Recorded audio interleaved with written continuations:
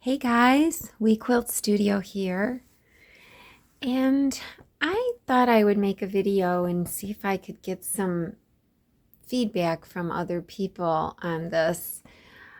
This is an older, not older, but it's like one of the original external bobbin winders for my Gamma long arm. And I decided, because I'm like a tension nut, I just love experimenting with tension and figuring it out and whatnot. And so, but have you noticed that nobody ever says what tension the actual bobbin winder should have?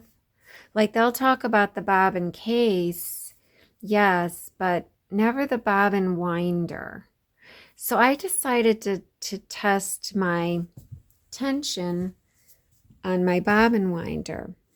And if you recall the older Gamma videos that show how to thread the bobbin winder, they have you, let me pull this out and let me zoom in. So I come in, it's on this, take this off.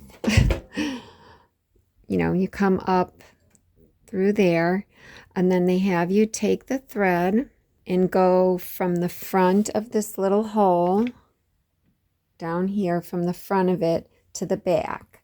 And I'm going to zoom in on that. So they have you come in from the front and put your thread through this hole going, front to back, like towards the thread spool. And then they have you take this thread and go under the tension disc, the one that you just pulled out, came through the hole, that side of the thread. They have you go under the tension disc. Let me try to not get in the camera.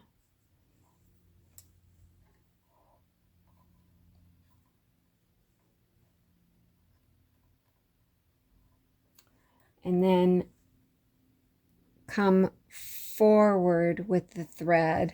Now I have to move this one out of the way.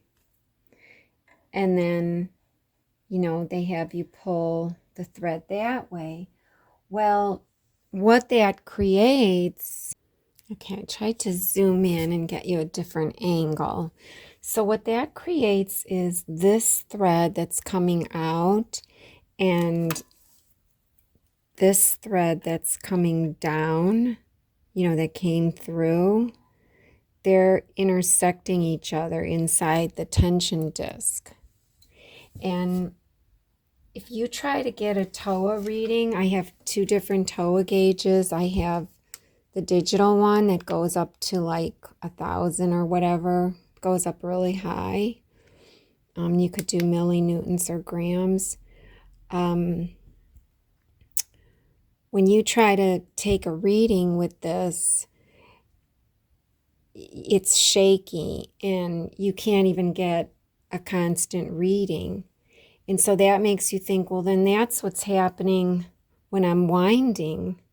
They always tell you, people will say, well, I like the manual TOA, and I have that one as well. And they like it because they could see the spindle on it shaking, and that shows them that their bobbin case is defective or dirty or clogged or whatever. And but the same thing happens on here. It's just that you can't get a consistent number because of these threads, overlapping each other. And I had a heck of a time. And then I realized that not only is this giving inconsistent tension winding by doing it this way, it's stretching the thread. And the way I found that out was I wound a bobbin this way, okay, and then I used the same bobbin. I know you're not supposed to do that because, then you could stretch it, but I used the same bobbin and I put it here instead of this thread. I put the bobbin, the full bobbin there, and I rewound it threading this a different way. And the different way that I thread it, there was no intersection of threads. So what I did, let me zoom in again. And I'm hoping you can see it from this angle. Let me zoom out a little bit. So when you come through, okay, so you still come through, let me line this up a little. You still come through front to back, okay, but instead of going down in front and then around, you go the other way over the top and down and hold this and snap it in. Okay, the threads are not intersecting and you get a smooth reading off your toe. And I'll show you how I was getting this reading, how I was doing it, because you know you don't have a bobbin case that goes in here, so you have to kind of be creative. But this is very smooth. And so, but here's the other thing. When I took a toe reading with it threaded the other way with the intersecting threads, I got a reading of 530 millinewtons. So that's about 53 grams. Well, normally our gamble machine and a lot of embroidery machines and everything, they tell you your bobbin case tension should be around 200, you know, somewhere around there. Some people go 180, 190, 220, but mine is set at 200 in my bobbin case. And when I saw that 530 reading, I was like, wow, is that how tight it's supposed to be? And then I recalled what they taught us, that your bobbin, when it's wound and you know, put your finger down and smash it with your fingernail, you should have the same resistance as the thread itself.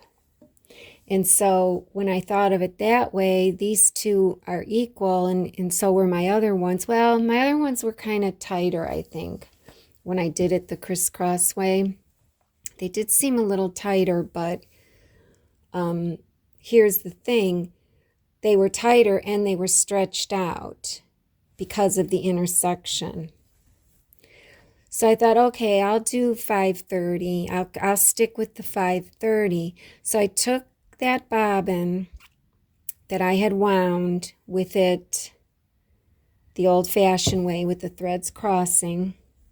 But I took that bobbin that was full and I put it on here where the thread goes, and I wound a new bobbin with it not intersecting, okay, with it threaded this way, where you just go over the top and come around the bottom. And this is what I got.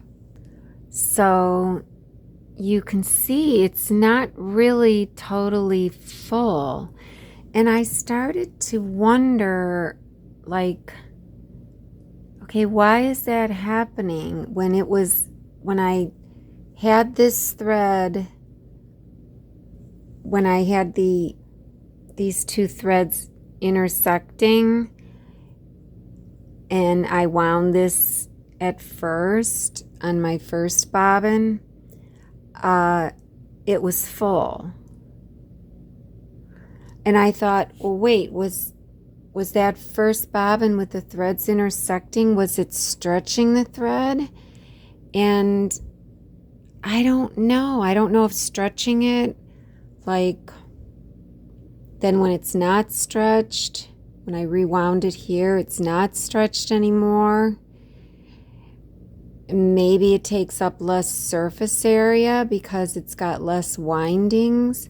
And then I thought, well, wait, maybe it's because when I had the threads intersecting, the threads were like probably coming off shaking, and maybe there was a lot of gap, you know, in here, and that's why it was full when I first wound it. So yeah, I'm not sure, but I'm thinking either way I'm gonna get more thread on my bobbin by doing it without the intersecting threads.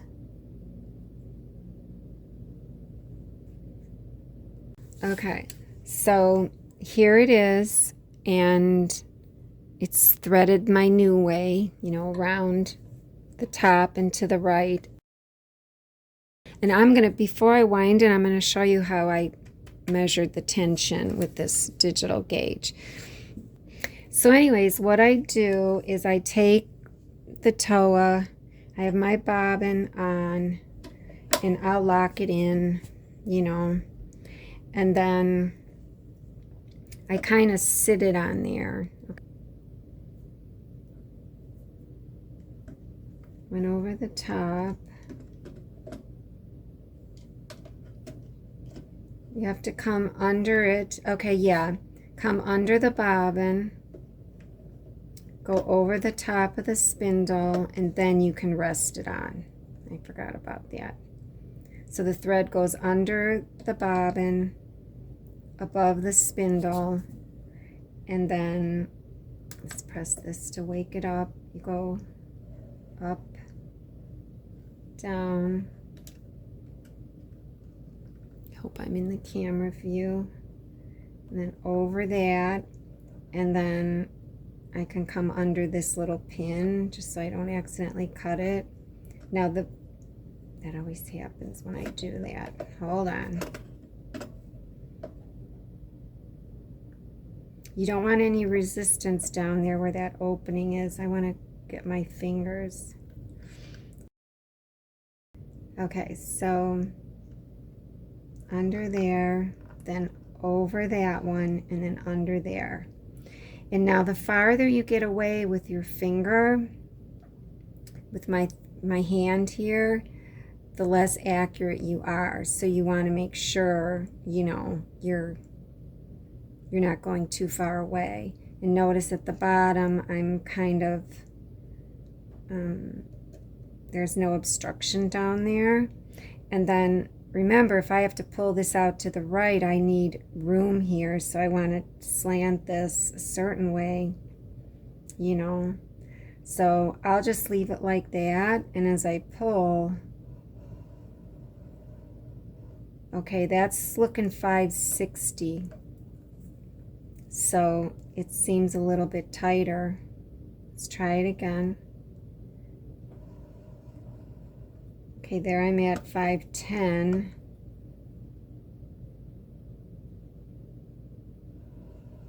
$519. So somewhere around 520, 530. I know it's somewhere around 500 and something, you know, low 500s. So, and if I put it the other way, so in other words, if I go under,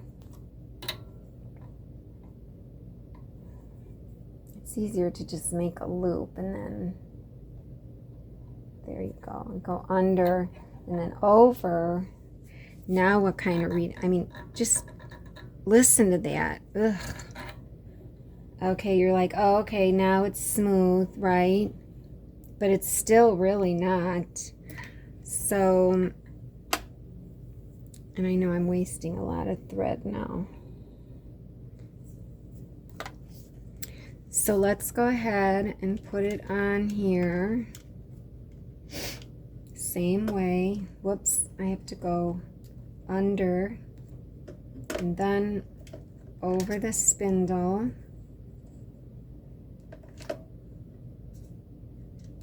There.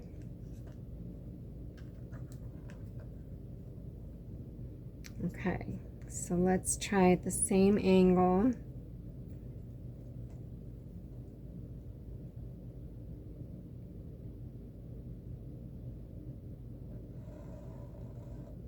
I'm about the same, but it feels so rickety, like jaggedy, like a chainsaw is in there.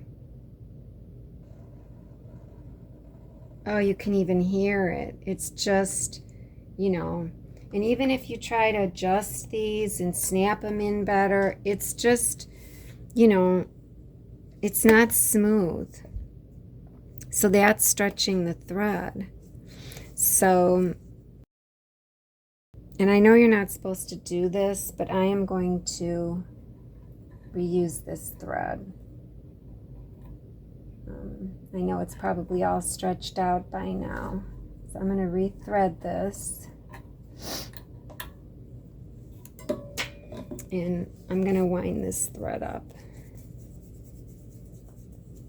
Because I'm just practicing sewing anyways on the long arm. So I come through and I go to the right and then go around and then snap it. And then just like always, I'll go through one of the holes here. I have this from, you know, Harbor Freight. I have it set on medium because everybody says that's better than going full speed. That's when you create heat and stretching and all that stuff when you go too high in the speed. And it's already snapped into place. I'm going to hold this kind of loose and start. Okay. Cut that. And I had a heck of a time getting this to go straight, just like everybody else, you know, to feed, you know, front to back or whatever correctly. What a nightmare. But I got it. It's pretty smooth now. It's pretty straight. I don't know if you can see it. It's, come on. Let's see if I can.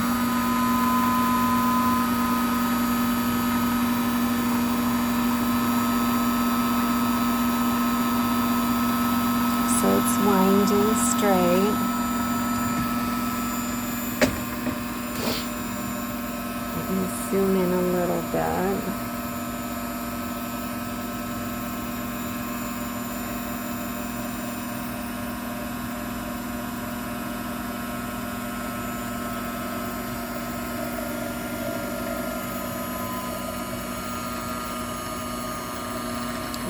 Let's see if you can see everything. Okay. And so, I mean, it's perfect. So you can see it, and it's full. Compare this bobbin here that I just wound, that wasn't stretched, with this one. You know, you could definitely see it's not as full.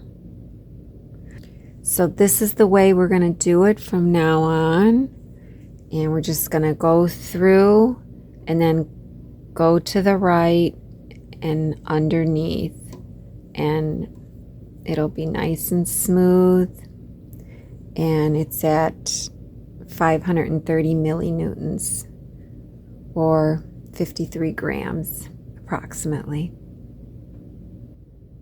And you can see on their new bobbin winder for $370, they don't have the threads intersecting on that one.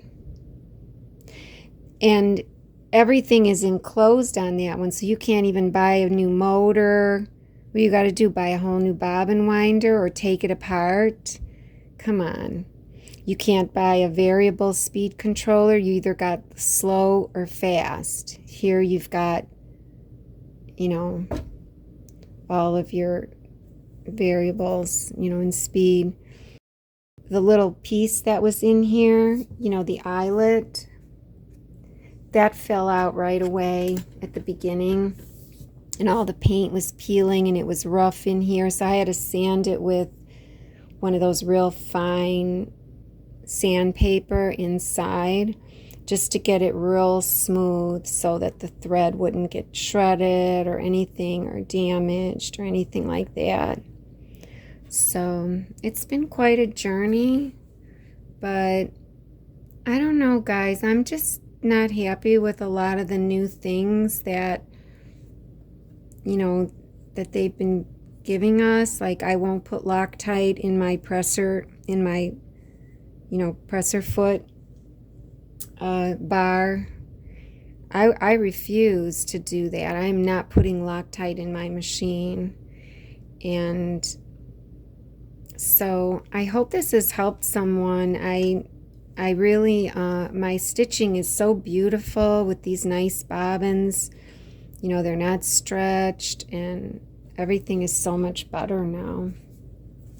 So I would love to know all of your feedbacks on this. And am I reading this right? I think I am.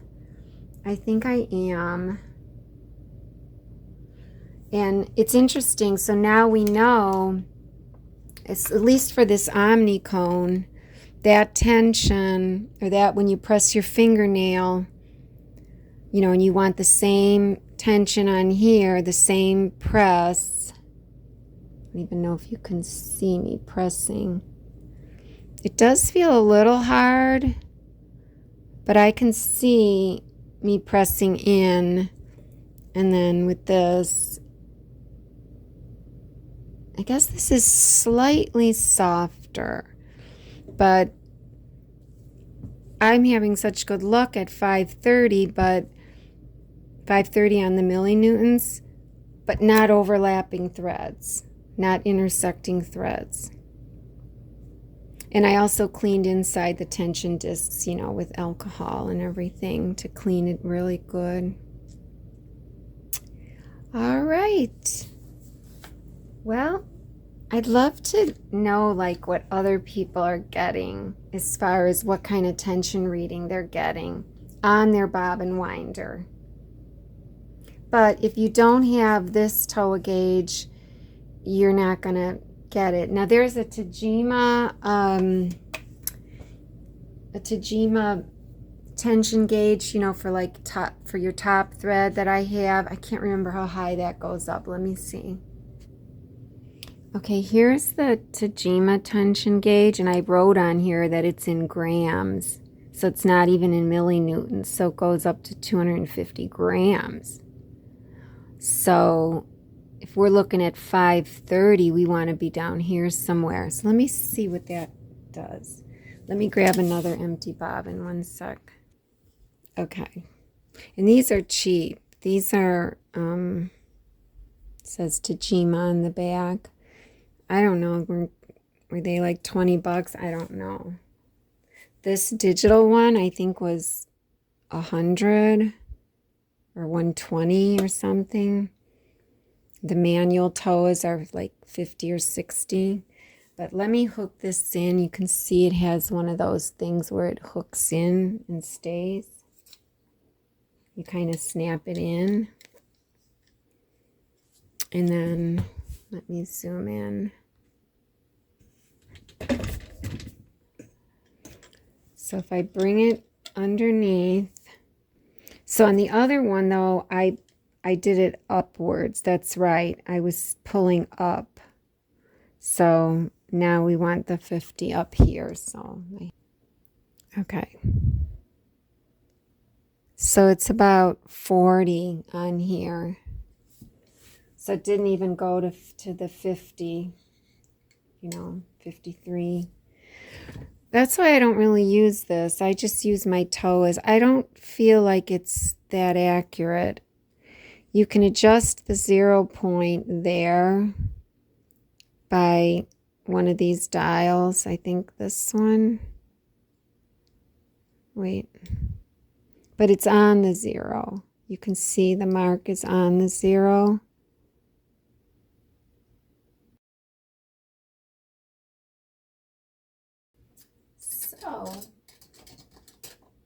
So that's that, guys. I hope I've helped you. And like I said, I'd love to get some feedback on what everybody else thinks.